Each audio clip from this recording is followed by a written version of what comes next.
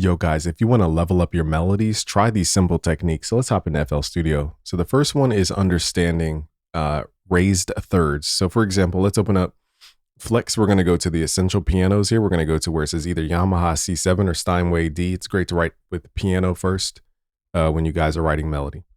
Let's right click. Let's go to the piano roll. Change the snap to grid to like 1/2 beat, especially if you're at high tempos, like 140. And what we're going to do is write out the C minor chord. You don't need to memorize this chord. I'm just writing out a chord. Okay, so instead of writing this minor ninth chord this way, what we're going to do is take this, what's called the third, and raise it up an octave. So Jeff Schneider calls this the 10th, and it just sounds cool. And what we're doing is we're taking the note that identifies the chord type, and we're making that prominent by raising it up an octave. It also correlates with what's called the harmonic series, the natural voicing of a chord.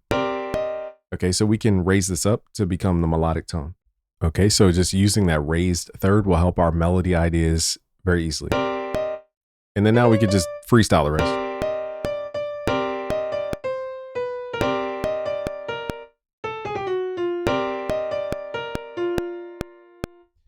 I've also noticed that when, pretty good melodies, they don't just use the rule of 3. It just uses the rule of prime numbers.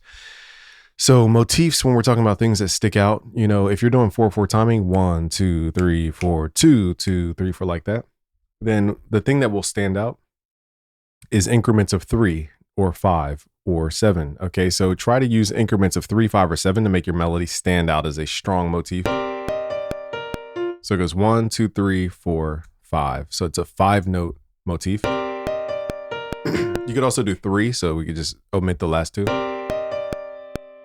Okay, so try those prime numbers, that helps.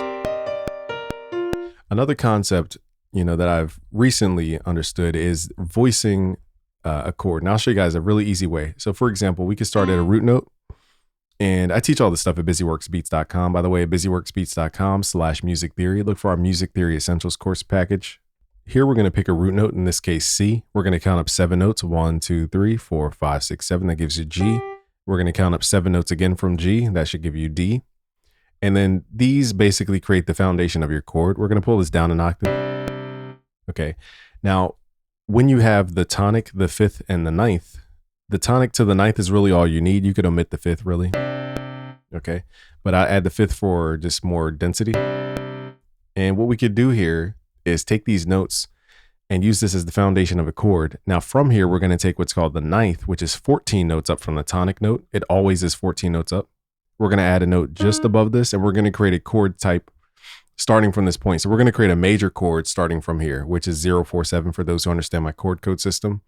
You guys can learn that at busyworksbeats.com/music theory. So if you highlight here, that's 0, 1, 2, 3, 4, 5, 6, 7. It gives you what's called a minor, is this 11th chord? Yeah, minor 9th chord. This is with a different voicing. And that sounds a lot more natural than if we were to arrange this in the normal way. Now, if you want to be fast about it, you could take these exact notes here, and you could take what's called the 3rd of the major chord, and then all the notes at the bottom here, and just hit shift down.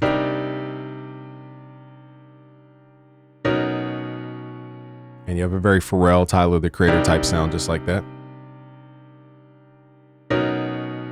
Okay, so to make this melodic, you just pivot around this 3rd here. So you might even raise, now, naturally speaking, you couldn't really play this naturally, but you could raise that 3rd to be more melodic.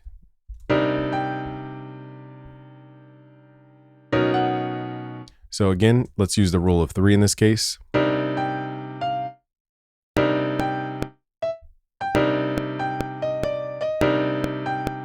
So 1, 2, 3, that's the motif. Okay,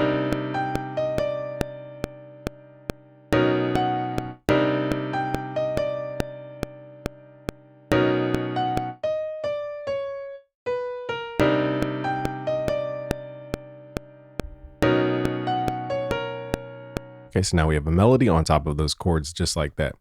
So that rule of 3, it goes beyond 3. You could use 3, 5, 7, any odd number.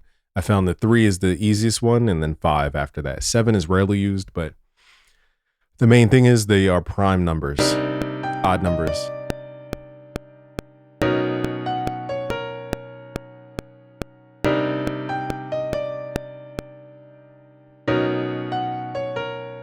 Okay, so that's our second melody, just like that, and it sounds natural.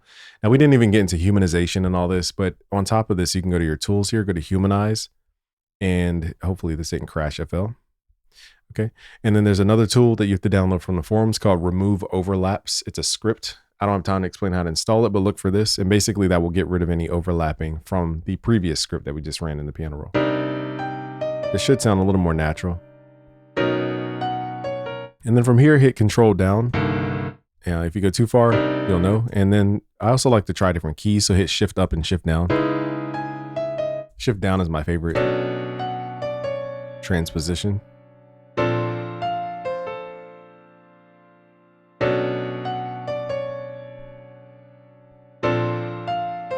Just like that. Now, the fourth technique is more of a mindset. It's a 7-note mindset. So if you just need, what is it called? Deserted island technique for melodies. This is the technique. So it's a 7-note technique. I'll be fast about this because I teach this in my courses. I don't have time to be going through the granulars about this. You take the root note, you count up 5 notes. That should give you F. You take the root note again, count up 7 notes. That should give you what's called the perfect fifth. From here, we're going to go to these perfect fifth and the tonic. They act as tonal twins. So they like to behave in the same exact way. So we're going to add a note just above that and a note below the fifth. Okay. And then we're going to do the same thing for its tonal twin, the tonic. So we're going to add a note above and a note below. So you could use these 7 notes to create infinite melody. And I'll show you guys, I'll create a melody without even hearing it. Okay. So I turn the volume down so we can't even hear these notes right now. So we're going to go from the tonic to the perfect fifth. That's usually a good pivot point.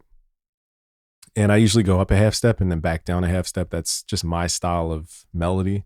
In short, half steps like to resolve back down a half step. Okay. Let's take the same exact thing. Now, the ear wants to hear change. And the way we introduce change is by changing the ends of stuff.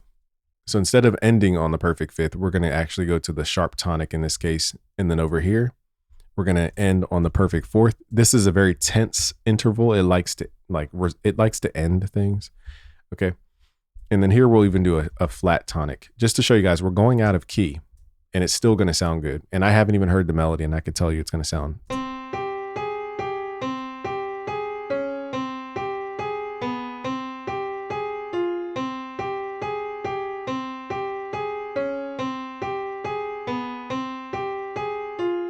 And now we have a melody just like that. So that system always works. If you guys want to dig deeper into melody, music theory, and make it really simple, go to busyworksbeats.com/music theory because I built this stuff to help you guys. I'm a music producer who understands how frustrating it is to learn music theory from people who are just speaking way above our heads. All right, guys. So go to busyworksbeats.com and learn more. Peace out, guys.